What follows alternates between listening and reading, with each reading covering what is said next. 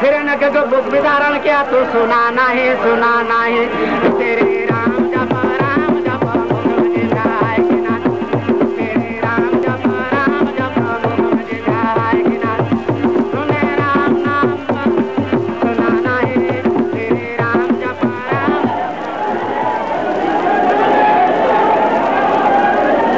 The temple at Harkipari, the heart of the festivities. Here, according to sacred tradition, at the beginning of creation, gods and demons fought for the possession of the pitcher containing the nectar of immortality. It was a 12-day running battle. Drops of the nectar were spilled at Hardwar, Allahabad, Ujjain, and Nasik. Every 12 years, Kumbha Mela is celebrated in each of these places when the astrological conjunction of Jupiter and Aquarius recreates the nectar, and pilgrims bathing in the Ganges at this place can immerse themselves in the immortality of the gods. The area around Harkipari itself is packed to absolute capacity. Waves of pilgrims push themselves towards the river, which promises them salvation. They submerge themselves and turn to the 4 points of the compass, chanting the praises of their holy river. They call out, Ganga Mata, Mother Ganges, and drink the muddy and probably polluted water with deep reverence.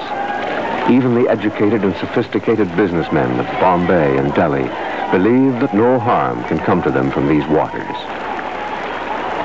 Ganges, when its name is uttered, purifies a sinner. When seen, it brings good fortune. When a bath is taken in it, the entire family is sanctified up to the 7th ancestor.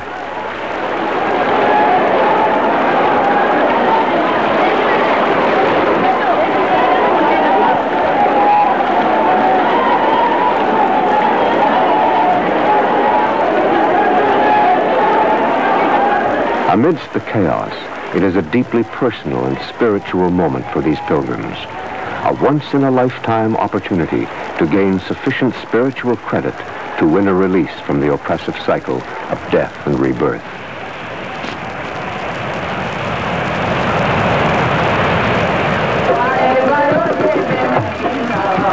Most of the pilgrims have moved into small camps around Hardwar. Here there is some peace from the crush and turmoil of the Mela. But the loudspeakers in the trees still bring the constant prayers and noise of the festival to every corner of the town. The sadhus in the campground sit isolated inside a symbolic barrier indicated by a circle of small stones. Even in the highest pitch of excitement, no one crosses these stones without invitation. They chant their prayers and pass around pipefuls of the local marijuana. Occasionally, pilgrims come to ask their blessing and bring them small offerings of food or money.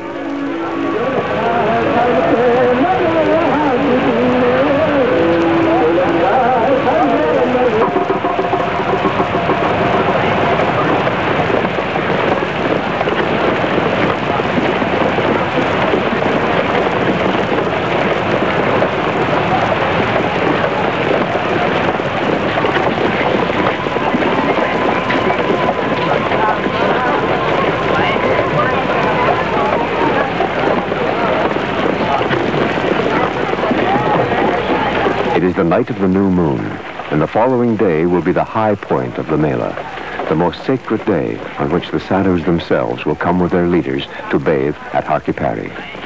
Few people sleep during this night, and a certain tension hangs over the whole town. The Mela has become so huge that the authorities can no longer understand and control the movement of the crowds. This may be the largest group of people ever assembled for a common purpose.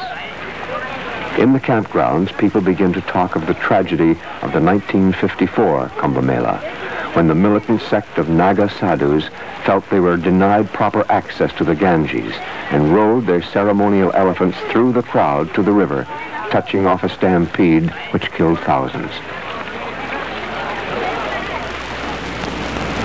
Soon after sunrise, the army and the police move into Harkipari and begin to move the clamoring pilgrims away from the main bathing area up into the hills from which they can watch the Naga Sadhu procession. This is done gently, efficiently, and with great tact. everyone is aware that the situation is potentially explosive. On the far side of the river, the sadhus have assembled.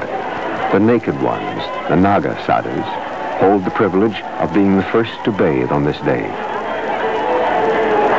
The Nagas are the military monks of Hinduism. Their nakedness testifies to their abandonment of all worldly goods and ambitions.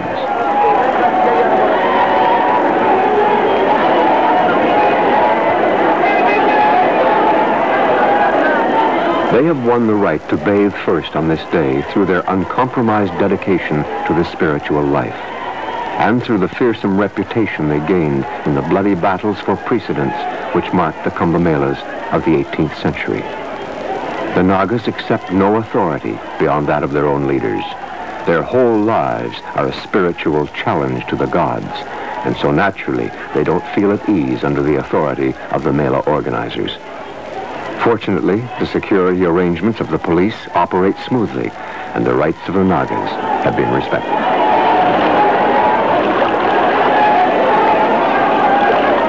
The philosophical origins of the Naga monks lie in the teachings of Shankaracharya, the 9th century prophet.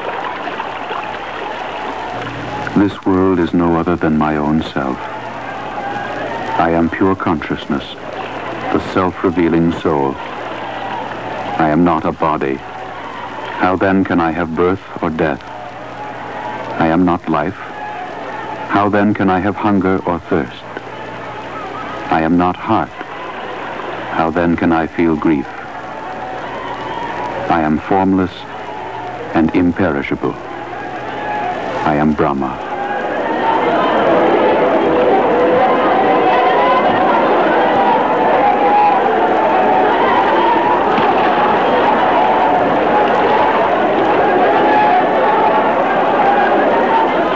After bathing, the Nagas smear their entire bodies with ashes. They make no distinctions. All things in creation are part of the spirit of Brahma, part of that indivisible essence of the universe. The ashes with which they cover themselves are not different from the forest trees that fed the fire.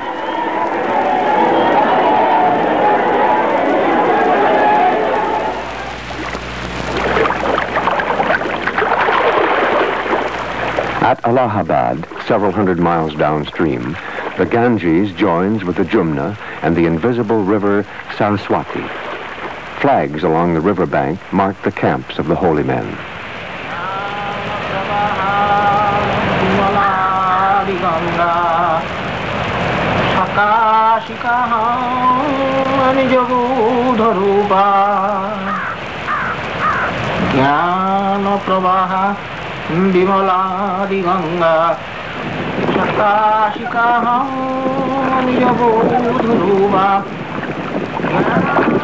Every morning, the people from the town come down to the river to do their washing, to pray, to visit sadhus, or just to swim and splash about in the cool water.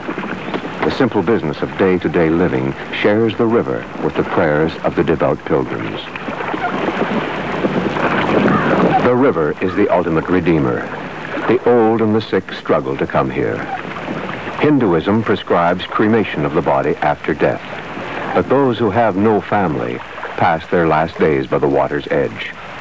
When they die, they are simply consigned to the river and slowly washed downstream.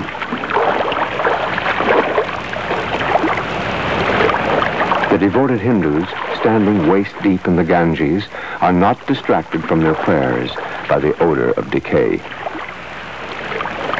The people rowing past in small boats take no notice. For them, there seems nothing horrifying in the sight of the bloated corpses floating only a few feet from the tips of their oars. The bodies are simply seen as abandoned vehicles.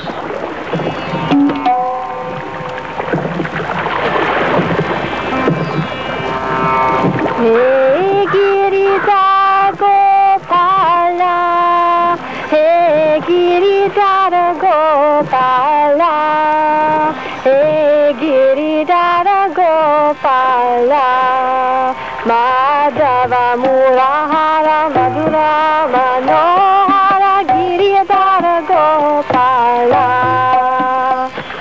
Madhava Murahara Madhura Manohara